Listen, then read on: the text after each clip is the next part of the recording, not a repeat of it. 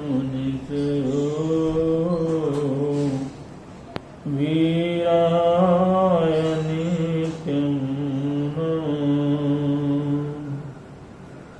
वीरातीर्थमिदं कवितमतुलं वीरस्य घोरं तपो वीरेषु विधेति कीर्तिकान्ति निजयो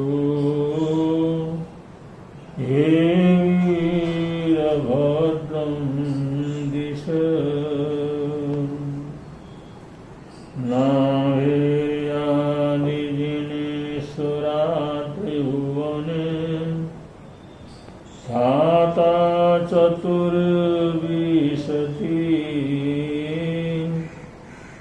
श्रीमन्तो भरतेश्वर प्रभृतयो ये चक्रिणो द्वादशा ये विष्णु प्रतिविष्णुलाङ्गलधरा सप्ताधिका विंशति त्रैलोक्य अभयदात्री पुरुषा कुर्वन्तु नो मङ्गलम् कुर्वन्तु नो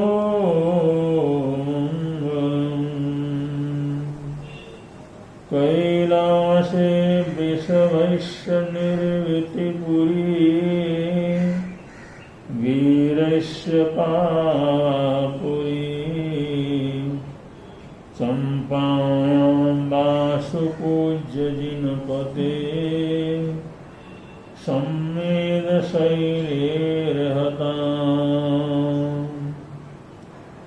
शेषाणामपि उज्जयन्तशिखरे नेमीश्वरस्यार्हतु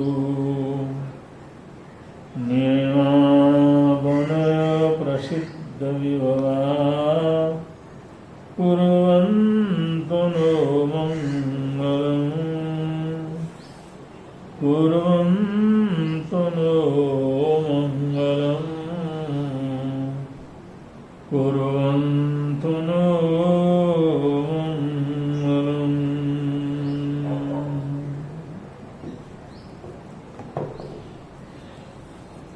अनंत दया सिंधु अनंत करुणा के सागर अनंत उपकारी अरहत अरिहंत तीर्थंकर सिद्ध भगवंतों को आचार्य उपाध्याय सर्वसाधु सद्गुरुदेव पंच परमेष्टि परमात्मा को वंदन स्मरण करने के पश्चात आज के विषय की तरफ जाते हैं।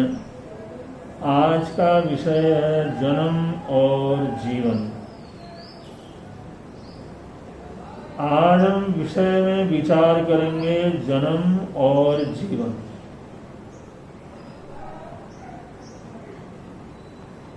जन्म और जीवन ये एक होते हुए भी इन्हें अच्छी तरह से विश्लेषणात्मक रूप से समझना बहुत जरूरी है, क्योंकि ज्ञानी महापुरुषों ने नीतिकारों ने ये बताया है माता पितृ कृताभ्यासो गुणिता नेति बालक। माता पिता परिवारजन बहुत अभ्यास करते हैं, बहुत मेहनत करते हैं, परिश्रम करते हैं, तो उसका परिणाम होता है गुणिता नेति बालक। एक बालक के जीवन में अनेक गुणों का प्रादुर्भाव होता है।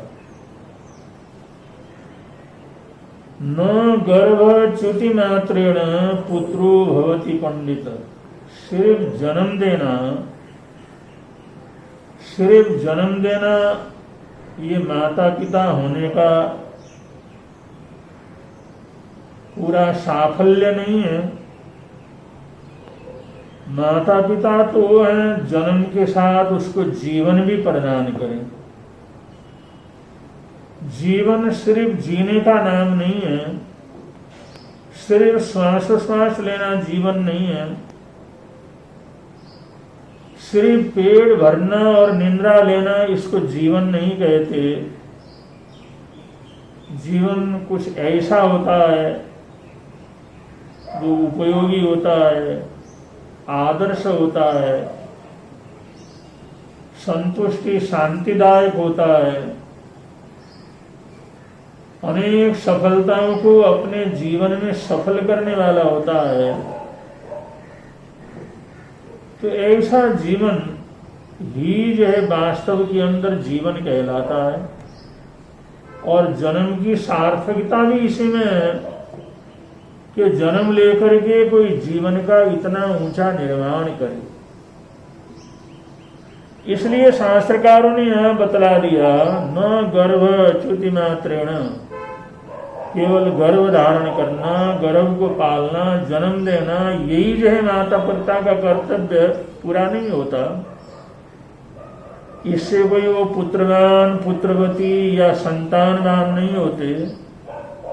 उसके लिए उन बच्चों को संस्कार देना भी आवश्यक होता है, उनको संस्कारित करना भी आवश्यक होता है, जिससे अपने जीवन के लिए, परिवार के लिए, अपने समाज के लिए, इलाके के लिए और देश और राष्ट्र के लिए उपयोगी जीवन उसका सिद्ध हो।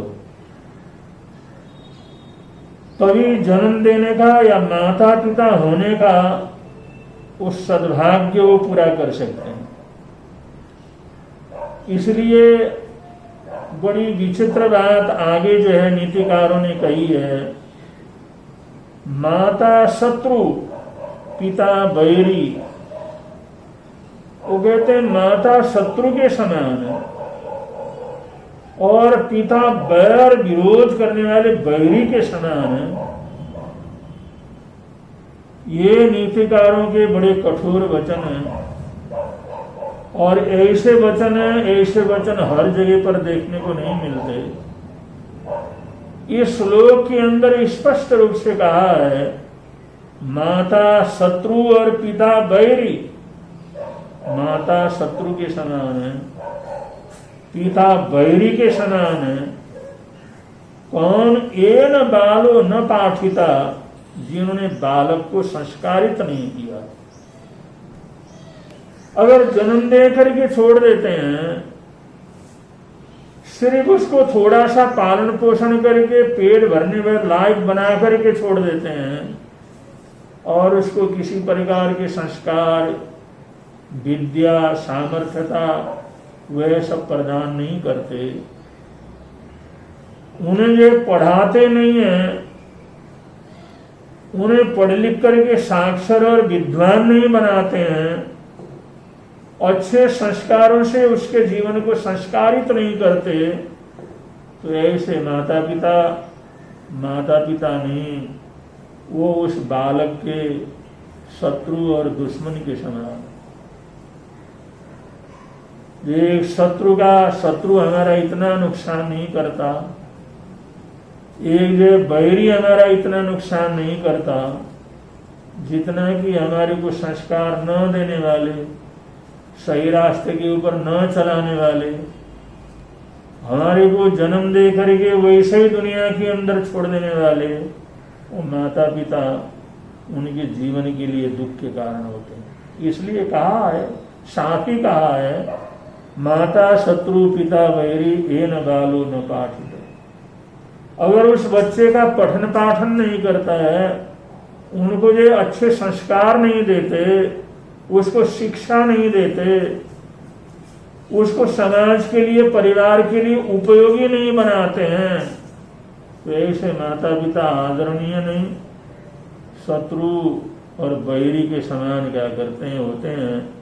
इतना कठोर संदेश, इतनी कड़वी बात शास्त्रकारों ने नीतिकारों ने हमारे समक्ष रखा है। ये हमारे देश की एक प्राचीन संस्कृति रही है। ये हमारे प्राचीन ग्रंथों के अंदर ये विवेचन है कि माता पिता उसको ही जन्म दे जिसको उसकी व्यवस्था कर सकें, पाल सकें, पोष सकें, उसको पढ़ा सकें, उसको संस्कारित कर सकें, उसको परिवार, देश और समाज और राष्ट्र के लिए उपयोगी बना सकें, तो ही जन्म देना चाहिए, वरना जन्म देने का कोई फायदा नहीं। इससे तो बांझपने के अंदर रहना श्रेयस्कर है, निसंतान रहना श्रेयस्कर है। अगर कोई माता पिता योग्य संतान को पैदा करके उसको योग्यता क्या करते, प्रदान नहीं करते। तो सनातन परंपरा में या भारतीय परंपरा में, जैन या बुद्ध परंपरा में, जो भारत की जो प्राचीन सनातन परंपराएं हैं, इनमें हर गृहस्थ ये सोचता है कि मैं ऐसे पुत्र को जन्म दूं, ऐसे सुयोग्य संतान को जन्म दूं, और उसको इतने साधन और ऐसे संस्कार दूं जिसको समाज के लिए वो उपयोगी हो, लेकिन समाज के लिए, देश के लिए भार न बने। इसलिए इस देश में अपनी हैसियत के अनुसार माता पिता ये प्लान करते हैं कि हमारे को बच्चे को जन्म देना चाहिए या नहीं देना चाहिए, या आज हम बच्चे को, कितने बच्चों को जन्म दे सकते हैं, कितने को हम इस तरह से, हर तरह से पालन पोषण करके उनको संस्कारित कर सकते हैं। ये हर जो है सनातन परंपरा का व्यक्ति पहले सोच करके फिर संतान को सामने लाने का प्रयत्न करता है। ये हमारे देश की बड़ी प्राचीन परंपरा रही है। और पाश्चात्य परंपरा में, जैसे इस्लाम परंपरा में, संस्कार की कोई बात नहीं है। वहां पर तो उसका लालन पालन ठीक से हो, वो संस्कारित हो, वो सबके लिए उपयोगी हो, वो अच्छे से अच्छा इंसान बने, वो दुनिया के अंदर समता संभाव के साथ चले, एक प्रेम मोहब्बत सद्भाव के साथ आगे बढ़े, ऐसी शिक्षा नहीं है। वहां तो सिर्फ ये है, तुम जितने बच्चे पैदा कर सकते हो करो, क्योंकि जनसंख्या जितनी अधिक रहेगी उतना ही तुम दूसरे के ऊपर राज कर सकोगे। इसलिए संस्कारों की बात नहीं, वहां पर सिर्फ बच्चों को जन्म देने की बात होती है। और आज इस बात को पूरी दुनिया बहुत अच्छी तरह से जानती है। आप सब अच्छी तरह से जानते हैं, इस्लाम परंपरा में योग्यता की नहीं, सिर्फ जन्म देने की परंपरा है। तो जितने अधिक हमारी जो जनसंख्या होगी, जितने अधिक लोग जन्म लेंगे, बस उतना ही हमारा धर्म आगे बढ़ेगा, हमारी संस्कृति आगे बढ़ेगी। क्योंकि वहां तो मारना, काटना, दूसरे को परेशान करना, और जो अपने इस्लाम को नहीं मानता है तो उसको काफिर समझना और उसको उसको समाप्त करने की बात, ऐसे संस्कारों की बात करते हैं। तो वहां पर तो ये करते, मारने के लिए, काटने के लिए, लड़ने के लिए तो जनसंख्या ही चाहिए। जितने अधिक होंगे उतने ऐसे काम कर सकेंगे। तो हमारी संस्कृति और पाश्चात्य संस्कृति में, ये अरबी संस्कृति में बड़ा अंतर है। इसमें सोच में ही अंतर है। इसमें वो सोच का अंतर होने से ही इतने लंबे समय तक साथ साथ रहने के बावजूद भी वो संस्कृति हमारी संस्कृति के साथ बिल्कुल मिलकर के प्रभावित न हो सके। आज भी इस्लामाबाद, आज भी उनकी जो प्रवृत्ति है, वो लोग देश को महत्व नहीं देते, धर्म परंपरा को, कानून कायदे को महत्व नहीं देते। वो कहते हैं इस्लाम परंपरा में जो है बस वही सबसे बड़ी चीज है। तो ये सब सोच का अंतर होता है, संस्कारों का अंतर होता है। इसलिए मैं कह रहा था कि देखो, ये प्राचीन शास्त्र में ये बात कही माता शत्रु पिता बैरी ये न बालो न पाठत, जो सिर्फ जन्म दे करके छोड़ देते हैं, उनको संस्कारित नहीं करते, उनका भरपूर पालन पोषण नहीं करते, उनको भरपूर शिक्षा दीक्षा नहीं देते, भरपूर संस्कारों से संस्कारित नहीं करते, तो ऐसा न करने वाले माता पिता वो माता पिता नहीं, शत्रु के समान होते हैं, बैरी के समान होते हैं। इससे ज्यादा कटु शब्द और क्या कहा जा सकता है? इससे ज्यादा जो है विशेष रूप से क्या संदेश दिया जा सकता है कि वो कहते हैं सिर्फ बच्चों को जन्म देना ये माता पिता बनने का परिपूर्णता नहीं है, ये माता पिता का कर्तव्य नहीं है। अगर वो जन्म देते हैं तो उसको संस्कार दे सकें, उसको पाठित कर सकें, पढ़ा लिखा सकें, उसको सुयोग्य बना सकें, तो वही उनको जन्म देना चाहिए। अगर ऐसा नहीं करते हैं तो जन्म देने वाले माता पिता शत्रु और बैरी के समान क्या करते हैं होते हैं। तो ये बड़ी जो है एक संस्कृति की बड़ी भिन्नता को दर्शाता और ये भारतीय संस्कृति की मौलिकता को दर्शाता है। यहाँ जनसंख्या का महत्व नहीं है, यहाँ पर गुणों का महत्व, यहाँ पर संस्कारों का महत्व, यहाँ इंसानियत का महत्व, जो अपने जीवन को भी सार्थक बनाए, औरों के भी काम आ सके, औरों के जीवन को भी सार्थक बना सके। ये विशेष रूप से ये जो विशेष बात यहाँ पर जो कही गई है ये बड़ी अद्भुत है। और ऐसे संस्कार जब इसको मिलते हैं तो उन संस्कारों से इंसान क्या से क्या हो जाता है। एक छोटे से प्रसंग से आप लोग समझ सकते हैं। हम राष्ट्र संत विनोबा भावे उनका नाम जानते हैं, भूदान यज्ञ को उन्होंने चलाया। महात्मा गांधी के वो शिष्य थे, महात्मा गांधीवाद के अनुयायी थे वो, और राष्ट्र संत के नाम से उनको जाना जाता है। राष्ट्रीय समृद्धि थी। विनोबा भावे उन्होंने भूदान यज्ञ को चला करके लाखों लोगों को जमीन दिलवाया, उनको मेहनत करने का चांस दिलवाया, जमीन का मालिक बनाया, और इसे स्वतंत्रता के आंदोलन को उन्होंने आगे बढ़ाया और जनता में चेतना जागृत की, एक बांट करके खाने की प्रवृत्ति जागृत की। और उनके पास ऐसे बहुत चीजें जिस समय आ जाती थी वो तत्काल उन चीजों को बांट देते थे, वो अपने पास नहीं रखते। आता बहुत था लेकिन देते ही रहते। तो किसी ने उनसे पूछा कि आप राष्ट्रीय आंदोलन के अंदर भी देने की बात करते हैं और हमेशा बांटने की बात करते हैं, अपनी तरफ नहीं, हमेशा दूसरे की जरूरत को आप महत्व देते हैं, हमेशा जिसको जरूरत है उसके लिए सब कुछ लुटाने के लिए तैयार रहते हैं। अपने तन के वस्त्र भी कोई ऐसा मिले तो वो भी आप उतार करके दे देते हैं। आपको ये संस्कार कहां से मिले, ये आपसे कहां से सीखा? ये जो आपकी प्रवृत्ति है कहां से प्रारंभ हुई? जिस समय पूछने वाले ने उनसे पूछा तो आचार्य विनोबा भावे उन्होंने कहा ये मेरे माता पिता के भी संस्कार है। जब मैं बहुत छोटा सा था, बड़ी बालनी उम्र के अंदर था, और उस समय मैं वैसे ही खेल रहा था, मेरी माँ अपने घर के छोटे से बगीचे के अंदर काम कर रही थी। उसमें बहुत से पेड़ लगे हुए थे, बहुत से साग सब्जी वगैरह के लगे हुए थे, बागवानी कर रही थी। तो माँ ने कहा विनोबा ये जो हमारी छोटी सी बगीची है इसमें तुम्हारा पेड़ कौन सा है? तो उन्होंने कहा जो तुम्हारा पेड़ कौन सा है इसमें?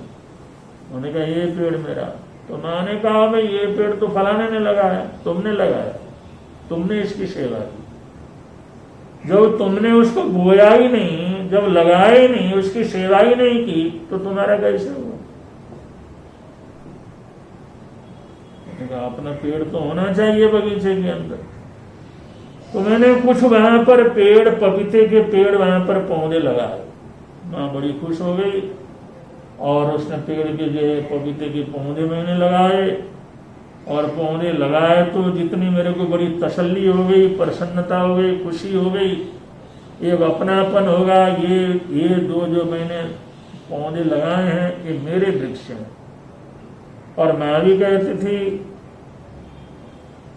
भावे तो विनोबा तुमने अपने पेड़ों को देखा, जाकर के देखा उनको पानी बराबर मिलाया नहीं, क्या उनको ये पानी वगैरह दिया, उनको खाद वगैरह दिया, उनका क्या हाल चाल है जाकर के देखा।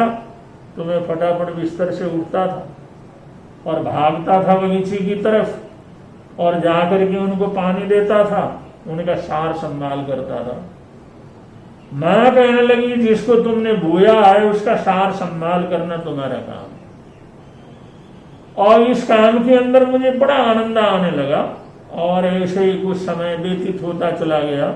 और जैसे जैसे पेड़ों के पास जाता, बैठता, उनको देखता, कुछ गाता, खुशी प्रसन्नता व्यक्त करता, ये अपने पेड़ों से बातचीत भी करना चाहिए, बातचीत भी कर लेता था। भाई वो बोल नहीं सकते लेकिन सुन तो सकते हैं। जैसे हम कुत्ते से, बिल्ली से, जो पालतू जानवरों से वो भी तो हमारी बात को समझते हैं, तो पेड़ भी तो समझते हैं। तो मैं जाता, बातचीत भी करता, घूमता फिरता, वह ऐसा करते करते एक समय आया कि वो पेड़ बड़े हो गए और बड़े होने के बाद उनके अंदर फूल लगे, फूल लगने के बाद कोपल लगे और फूलों के साथ उसके अंदर फल निकल आया। तो जिस समय मेरी माँ ने, मेरे पिताजी ने, मेरे परिवारजनों ने बड़ी खुशियां मनाई, देखो विनोबा भावे ने पेड़ लगाया, विनोबा के पेड़ के अंदर तो फूल लग गए, तो बड़ी खुशी प्रसन्नता का वातावरण बना। रोज जाता, देखता, बड़ी खुशी होती, एक पेड़ में, दूसरे पेड़ में, तीसरे पेड़ में वो पपीते के फूल और फूल के बाद कोपल, फिर फूल के बाद उसके अंदर उसके जो फल लगने लग गए। वो दृश्य, वो चीज, वो सेवा, वो बड़ी संतुष्टि मेरे मन के अंदर होती रही। ये विनोबा भावे कह रहे हैं। और एक समय आया बड़े बड़े पेड़ हो गए और एक पेड़ में जो बड़े बड़े फल थे उनमें जो पहले निकला हुआ फल था उसके अंदर पीलापन आ गया। तो बड़ी खुशी प्रसन्नता हुई। माँ ने कहा बेटा आज तो तुम्हारा फल पक गया, ये तो ग्रहण करने लायक हो गया, तुमने मेहनत की, तुम्हारी मेहनत का बहुत जल्दी तुम्हारे को फल मिला। तो जो है वो कहते हैं मेरी इच्छा हुई मैं तोड़ करके खाऊं इसको। तो माँ ने कहा बेटा ये जो पेड़ तुमने लगाए, मेहनत की, तो इसका जो सबसे पहला फल होता है ना वो परमात्मा के नाम का होता है, वो समाज के नाम का होता है, वो देश का, राष्ट्र का होता है। इसलिए इसको तुम तैयार करो, तैयार करके खुद नहीं खाना, उसको प्रसाद के रूप में हमारे अड़ोस पड़ोस में जो भी हैं उनको भी ले जा करके देना चाहिए। प्रसाद बांट करके खाया जाता है और जो हमारी मेहनत का पहला फल है वो प्रसाद के रूप में होता है और प्रसाद को बांट करके खाया जाता है। तो मैंने उस पेड़ के फल को उतारा, उसको संवारा, उसके छोटे छोटे जो पीस किए, उसको थाली में सजाया और माँ ने कहा बेटा जाकर के अड़ोस पड़ोस में सबको ये जो बांट करके आओ प्रसाद। और जिस समय थाली लेकर के गया लोगों ने बड़ा आदर सत्कार किया, विनोबा आओ क्या बात है, कैसे आए, कैसे थाली लेकर के आए। तो सबको बतलाया मैंने पेड़ लगाया, उस पेड़ में फल आया, वो फल का पहला जो फल है इसलिए बांटने के लिए आया, प्रसाद के लिए आप ग्रहण कीजिए। और वो लोग भी उतने पीसों में से, उतने टुकड़ों में से एक टुकड़ा लेते और उसको भी तोड़ करके आपस के अंदर खाते।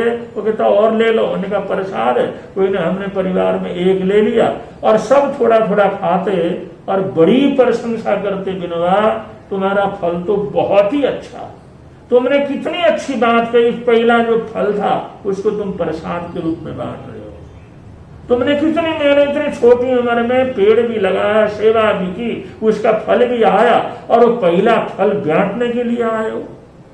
लोगों ने बताया, दिखाया, परिचय कराया और उनको खिलाया, सबको इतना स्वादिष्ट लगा, इतनी प्रशंसा की